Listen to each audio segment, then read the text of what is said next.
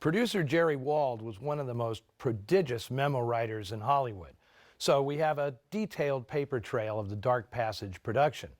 And one of the most surprising things in these memos is his chronic worry that Lauren Bacall would come off as mousy, that with a simple hairdo and a plain wardrobe, she'd end up looking dumpy. After watching early rushes, he complained to Delmer Daves that Agnes Moorehead was actually more alluring than Bacall. And this is one of the reasons Wald was compelled to stick a glamorous ending on the film, one only suggested in Goodis's original story. The escape to an exotic locale has echoes of Casablanca and To Have and Have Not, Bogart hits Wald clearly was trying to live up to. It also provided a reason for Bacall to finally appear in all her radiant movie star glory. Now, Wald also obsessed over having a theme song, like Casablanca had As Time Goes By. David Goodis was a devoted jazz fan, and he would have loved it if they'd used tunes by Count Basie, which figure prominently in his novel. But Wald had other ideas, clearing rights on no less than 5 songs, including You Go to My Head, I Guess I'll Have to Change My Plan, and Someone to Watch Over Me, which Delmer Daves immediately rejected as being too spot on, though you do hear a few of these tunes in the background. Now, in the end, it came down to Jo Stafford singing her version of Too Marvelous for Words, music by Richard Whiting, lyrics by Johnny Mercer. You mind if I play the other side once more? I may not hear it again for a long time.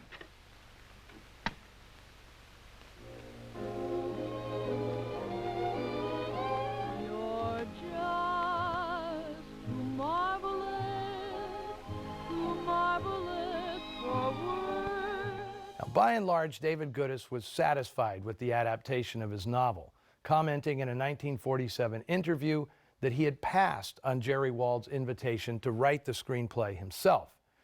In a rare admission for a writer, Goodis said Delmer Daves did a better job than he could have, especially when it came to streamlining the book's detours into internal monologues, something that would soon become Goodis's literary trademark.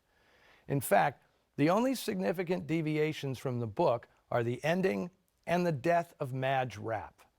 If that scene was a bit confusing to you, there's a reason. Hollywood's production code did not allow a character to commit suicide as a way of escaping justice.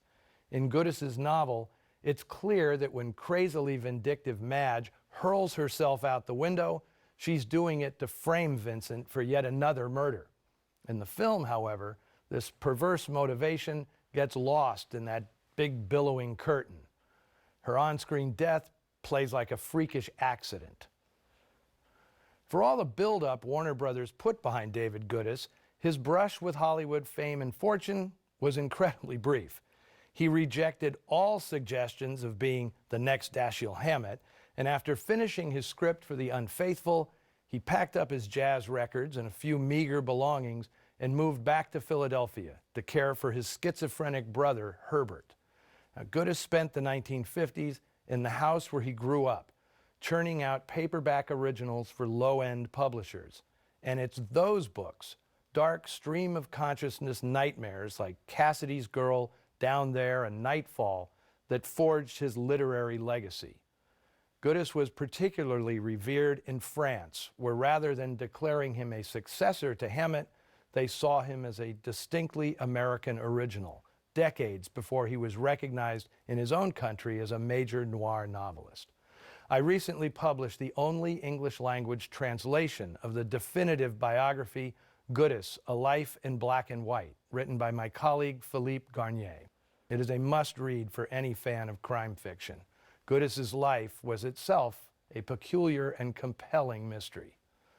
Now, a strange footnote to the legacy of Dark Passage is that late in his life, Goodis brought a lawsuit against the makers of the TV series The Fugitive, claiming that the show's premise was stolen from his original story.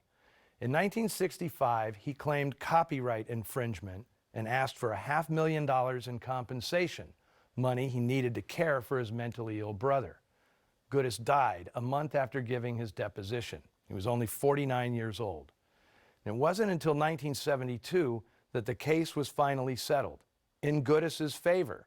His estate was awarded a grand total of $12,000. By that time, his brother Herbert was dead, and there would be no literary estate to benefit 20 years later from the box office success of the 1993 feature film version of The Fugitive. Now, I like to call my Noir Alley digs the scene of the crimes, and I hope you'll join me here next week when I'll be presenting the actual scene of the crime, a 1949 MGM policier starring that brooding existential icon of noir fatalism, Van Johnson.